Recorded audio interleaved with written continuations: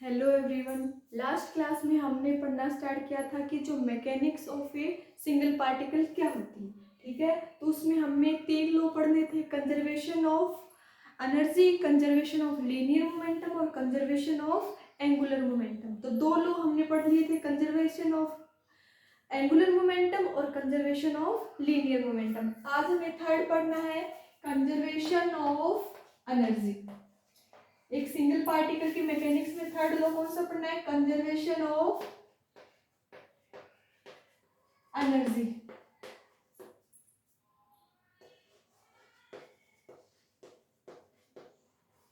ठीक है, मतलब क्या है कि जो पार्टिकल अगर मोशन कर रहा है या फिर उसके ऊपर कोई भी फोर्स अप्लाई हो रहा है तो जो उसकी एनर्जी क्या रहेगी? चेंज होगी।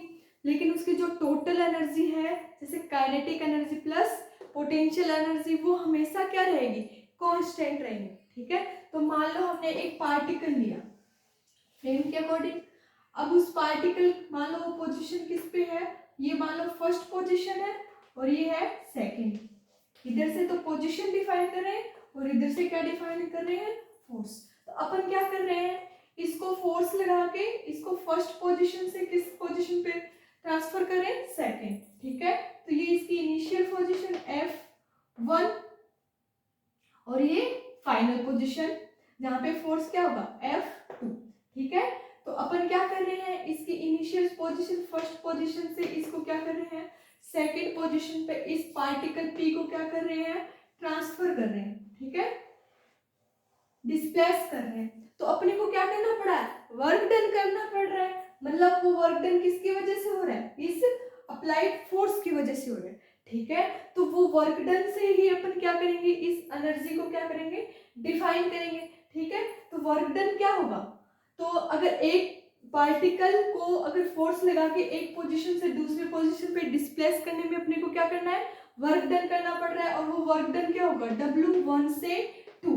अब अपने को पता है कि वर्क डन और फोर्स में रिलेशन होता है, तो वो क्या होता है कि F डॉट डी आर, मतलब फोर्स इनटू जो डिस्प्लेसमेंट है उसका अगर अपन क्या निकाले?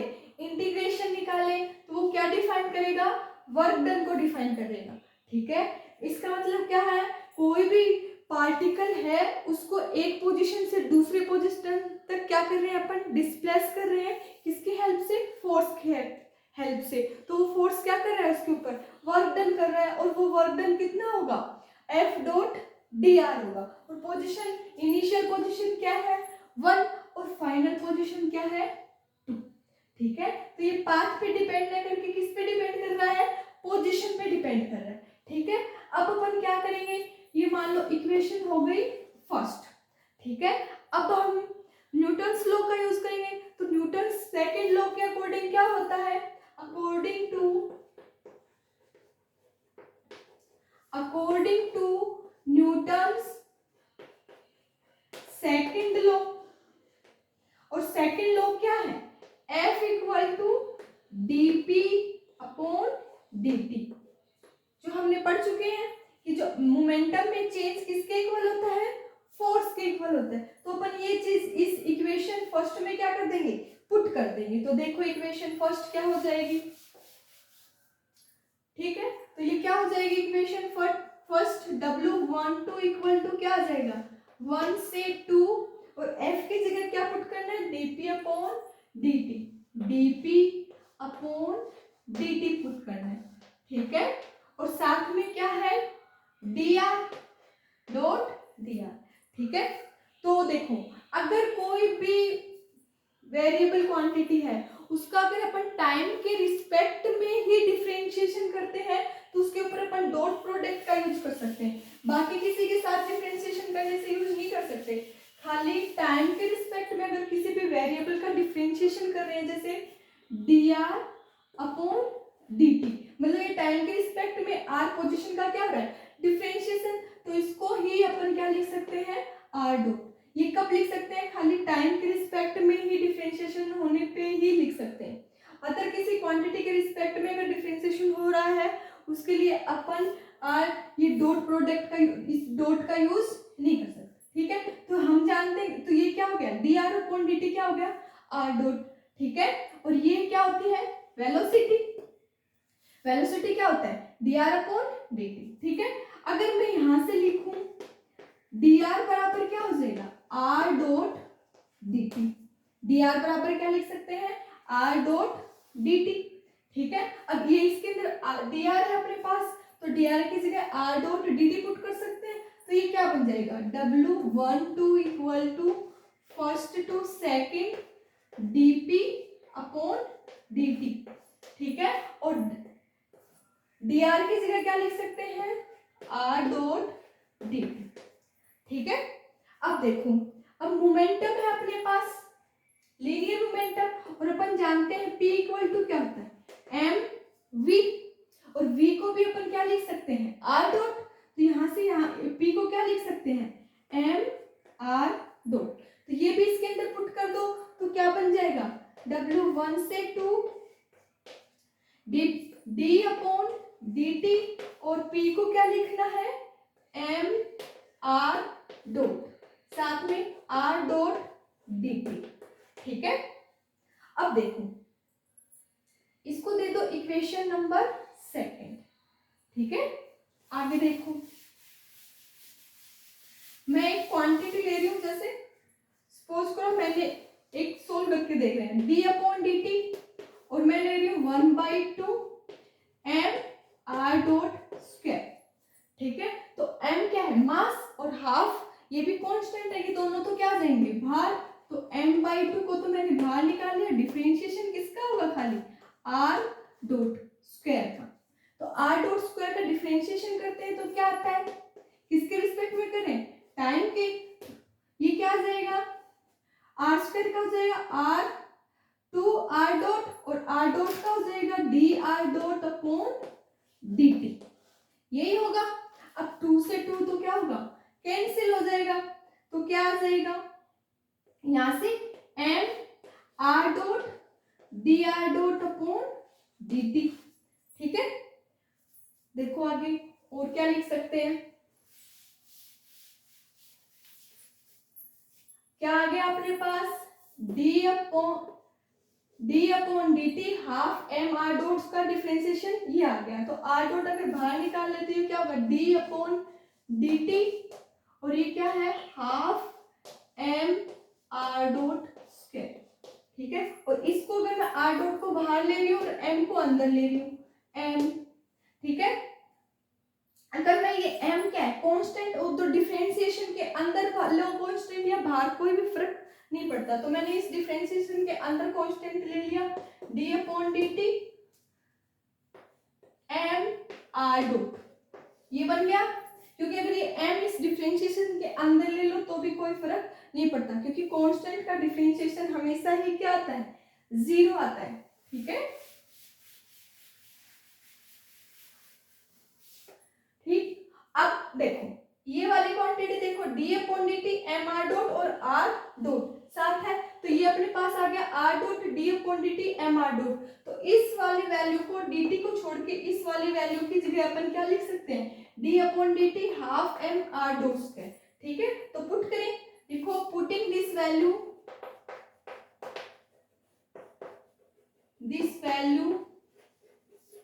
इन इक्वेशन सेकंड, इस इक्वेशन में पुट कर देंगे तो इक्वेशन सेकंड क्या बन जाएगी, देखो इक्वेशन सेकंड में पुट करो तो इक्वेशन क्या बन जाएगी, इक्वेशन बन जाएगी W12 integration 1 to half d upon dt और half m r dot square, और साथ में क्या है dt। ठीक है, अब देखो ये क्या है, इधर साइड में देखो half m r dot square, r dot क्या होता है v होता है, तो इसको क्या लिख सकते हैं half m v square. Half m v square क्या होता है काइनेटिक एनर्जी, और मैं यहाँ काइनेटिक एनर्जी को यूज कर रही हूँ t, काइनेटिक एनर्जी के लिए क्या यूज कर रही हूँ t, तो इसकी जगह अपन क्या लिख सकते हैं t। तो लिखो, देखो क्या बन जाएगा W12 integration first to second D upon D T, और ये क्या है काइनेटिक एनर्जी जिसको डिनोट कर रही हूँ टी से, और साथ में आ जाएगा डी टी। ठीक है, डी टी से डी टी क्या हो गया कैंसिल हो गया, तो अपने पास क्या आ गया देखो W12 इक्वल टू क्या आ गया इंटीग्रेशन 1 to 2 डी टी। ठीक है, अब डिफरेंशिएशन करेंगे टी डी टी, तो डिफरेंशिएशन अगर के ऊपर इंटीग्रेशन लगाते हैं तो डिफरेंशिएशन क्या होता है हट जाता है, तो ये देखो क्या बन जाएगा, ये बन जाएगा W12 इक्वल टू टी, क्योंकि इंटीग्रेशन डिफरेंशिएशन को क्या कर देगा रिमूव कर देगा 1 से 2, तो W12 इक्वल टू आ जाएगा T2 माइनस T1, मतलब सेकेंड पॉइंट पे kinetic energy minus first point पे काइनेटिक एनर्जी, या इनिशियल पोजीशन पे काइनेटिक एनर्जी और ये है फाइनल पोजीशन पे काइनेटिक एनर्जी। इसको दे रही हूं मैं इक्वेशन नंबर 4, ठीक है सॉरी 3, इसको क्या दे रही हूँ इक्वेशन नंबर 3। ठीक है, ये तो आ गया हमारे लिए काइनेटिक एनर्जी का रिलेशन। ऐसे ही अपने को किसके लिए देखना है पोटेंशियल एनर्जी के लिए रिलेशन देखना है। ठीक है, क्योंकि हमारी टोटल एनर्जी क्या होती है काइनेटिक एनर्जी और पोटेंशियल एनर्जी का क्या होती है सम होती है। ठीक है, तो ऐसे ही हमें क्या निकालना पड़ेगा एक रिलेशन निकालना पड़ेगा, और वो रिलेशन किसके लिए होगा पोटेंशियल एनर्जी के लिए। ठीक है, तो देखो अगर हमारा सिस्टम कंजर्वेटिव है, तो हमारा सिस्टम कंजर्वेटिव हो तो उसके लिए जो अपना फोर्स होगा कंजर्वेटिव फोर्स होगा, और कंजर्वेटिव फोर्स और पोटेंशियल एनर्जी में रिलेशन होता है F is equal to minus del V। अगर V क्या है पोटेंशियल एनर्जी, तो पोटेंशियल एनर्जी के ग्रेडियंट का जो नेगेटिव ग्रेडियंट है वो क्या होगा अप्लाइड फोर्स के इक्वल होगा, और कंडीशन क्या होगा कंजर्वेशन सिस्टम के लिए होगा। तो पहले लिखो for conservative system, for conservative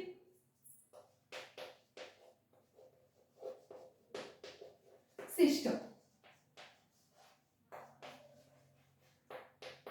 F is equal to क्या होता है minus gradient of potential energy. ठीक है, या minus gradient of V। V क्या है पोटेंशियल एनर्जी। ठीक है, अब इस रिलेशन का यूज हम किस में कर सकते हैं इक्वेशन फर्स्ट में लिखो, देखो क्या होगा यूजिंग या फिर putting this value in equation first. तो इक्वेशन फर्स्ट से क्या हो जाएगा वर्क डन डिफाइन हो रहा है W1 से 2, F की जगह क्या रखना है F डॉट dr होता है, F की जगह minus gradient of V dot dr। ठीक है, ग्रेडियंट मतलब पोटेंशियल एनर्जी किसका फंक्शन होती है पोजीशन का फंक्शन होती है, मतलब इसको क्या लिख सकते हैं del V upon del R लिख सकते हैं। देखो ठीक है, तो मैं इधर लिख रही हूं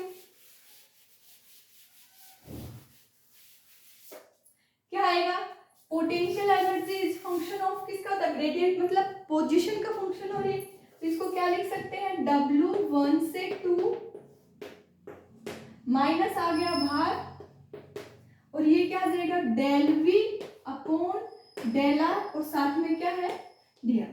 ठीक है, पार्शियल है इसको टोटल में कन्वर्ट कर सकते हैं क्योंकि पोजीशन के रिस्पेक्ट में है, तो 1 से 2 dv अपॉन dr भी लिख सकते हैं इंटू dr। dr से dr क्या होगा कैंसिल, तो ये क्या आ जाएगा -1 से 2 dv। ठीक है, वही प्रोसेस अगर डिफरेंशिएशन के ऊपर इंटीग्रेशन लगाते हैं तो डिफरेंशिएशन क्या हो जाता है रिमूव हो जाता है, तो यहां से वर्क डन W12 क्या आ जाएगा -v पोटेंशियल एनर्जी 1 से 2। ठीक है, तो इसको पुट करेंगे तो क्या आ जाएगा अपने पास, देखो इसको पुट करेंगे तो क्या आ जाएगा upper limit minus lower limit, तो W12 और बाहर है माइनस अपर लिमिट है 2, तो V2 minus V1, minus sign अंदर लेंगे तो क्या आ जाएगा W12 V1 माइनस V2, और ये आ जाएगी इक्वेशन नंबर 4। और अपन ने एक इक्वेशन नंबर 3 निकाली थी, क्या थी? वो काइनेटिक एनर्जी के लिए थी। इक्वेशन 3 क्या थी हमारी? वो थी W12 equal to T2 minus T1, ये थी इक्वेशन 3। तो इक्वेशन 3 भी वर्क डन को डिफाइन कर रही है और इक्वेशन 4 भी क्या कर रही है? वर्क डन को डिफाइन कर रही है। अगर हम इन दोनों की कंपैरिजन करें, ठीक है, तो कंपैरिजन करेंगे तो क्या आएगा? ये दोनों लेफ्ट साइड तो क्या है? इक्वल है, तो राइट साइड भी क्या होंगी? इक्वल। देखो by the comparison of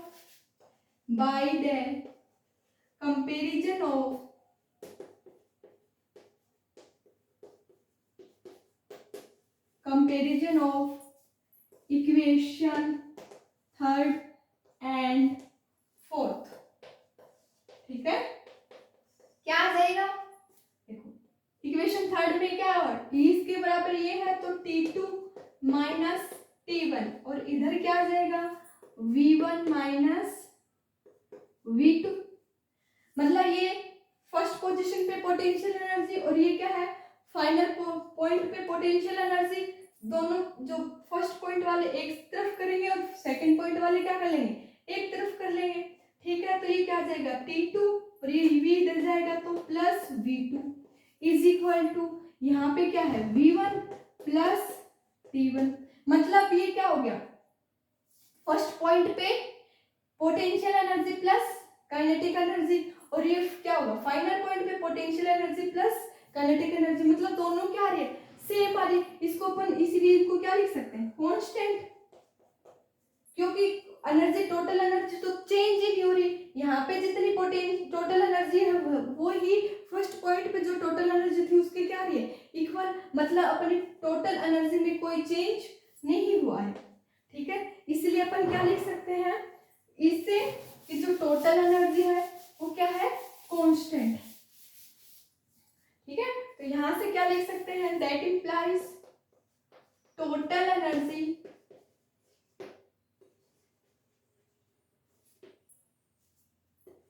equal to क्या आ गई?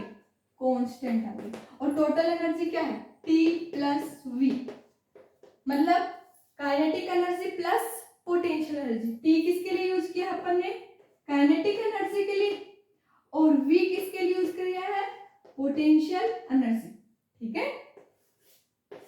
इसका मतलब टोटल एनर्जी क्या है? कांस्टेंट। तो अपन क्या कर सकते हैं कि जो फर्स्ट पार्टिकल, एक सिंगल पार्टिकल की मैकेनिक्स के अंदर अगर देखें तो उसके ऊपर जो उसकी टोटल एनर्जी वो हमेशा क्या रहती है?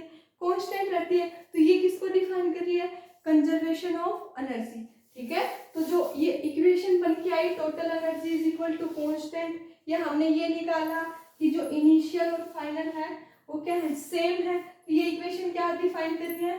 कंजर्वेशन ऑफ एनर्जी, ठीक है। तो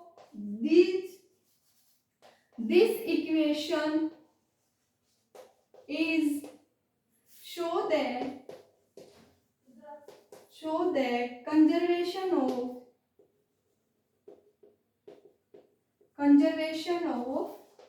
एनर्जी, ठीक है। ये क्या कर रही है? टोटल कंजर्वेशन एनर्जी को क्या कर रही है? शो कर रही है। आज के लिए इतना ही, आगे नेक्स्ट क्लास में करेंगे। Thank you.